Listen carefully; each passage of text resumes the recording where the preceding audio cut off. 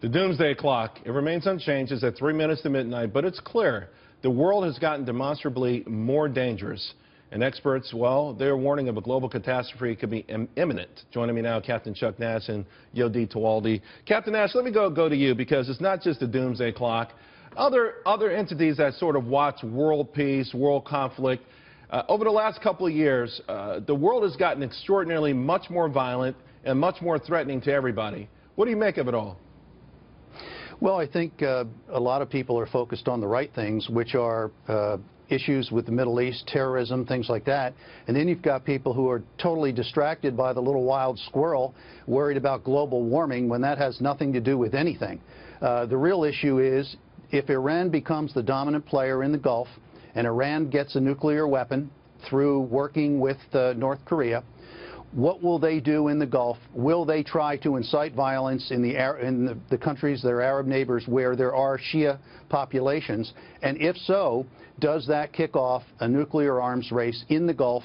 Because we may be fracking a lot of oil and we may have found a lot of oil elsewhere, but if that Gulf turns into a war zone, that's going to change the world economy. You add into that the potential for cyber. Israel right now, their power grid is under a massive cyber attack that they're trying to deal with. All of these things come to fruition when there's no fear of acting out. Our enemies no longer fear us. And Yodit, here's the thing. The Middle East obviously is a firestorm. You've got Yemen. You've got a war going on right now through proxy. So Iran's backing their folks. Saudi Arabia is backing their folks. Russia's in there now. It's a complete mess. We've got an arms race that's going to begin in Asia really soon. I believe Japan's going to ditch their constitutional constitution, their pacifist constitution. They have to. China is belligerent. They're building man-made islands. They want 200 billion gallons of oil, and it's in the South China Sea. I don't see how we can turn this around without the leadership that Chuck Nash is talking about. Look, Chuck Nash is an expert, okay? I'm not. But here's the thing. I've always understood the threats that exist in this world, but this world has always been dangerous. I mean, I'm having a hard time conceptualizing what this doomsday clock means to me, this metaphorical clock means to me. With the exception of reducing, on my end, reducing climate change, what can I do to keep this clock from striking 12? Because this world can implode at this very second, and that clock will still read 3 minutes before 12. That's the point. When it was started in 1945, the guys who did the Manhattan Project knew that what they had created could kill the world. They were worried about it, so they start the clock. It started at 7 minutes. It got to 17 minutes after Ronald Reagan won the Cold War. Now it's down to 3 minutes.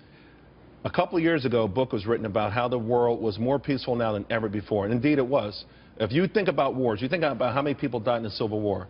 600,000 people. We lose 2,000 people now. We cut it. We stop fighting. So the point is, Yodit, if the average person doesn't think they can do anything about this, the belligerent actors of the world can't be stopped. Is it ultimately unstoppable? Well, telling us that there's 3 minutes before 12, before some catastrophic event is going to occur, is like trying to predict the return of Jesus, okay? So at the end of the day, this clock has moved backwards, forwards, because of according to some group of scientists, okay? Right. I can't conceptualize this idea, and they're only gauging the socio-political climate at the moment. Who's to say that they're accurate? Well, one thing I do think we're accurate about, though, is that we do have more conflicts going on, more wars going on with a higher body count than we've had in a long time, Captain Nash. And I got to tell you something. I don't need a lot of scientists to tell me that this world is on fire right now, and it's more dangerous than it was a couple of years ago, and it comes to our doorsteps in more ways than one. Not only that, but to use what you just said, comes to our doorsteps in more ways than one. If you look at the migration issues that are occurring right now inside Europe, flowing from south to north, and you look at the same pressures on the United States on our southern border, what you've got are the potential here, the real potential, and we're seeing it every day play out, for cultural changes that are occurring so quickly that the people can't adapt to them. And with that comes friction, and friction comes heat, and it just exacerbates the whole problems. Real quick, you're not concerned then? Look, I'm concerned, but reading an article that says there's 3 minutes until 12 and this right. catastrophic, But have things gotten worse? I don't believe that they have. All right. They've always been there. We've always had wars.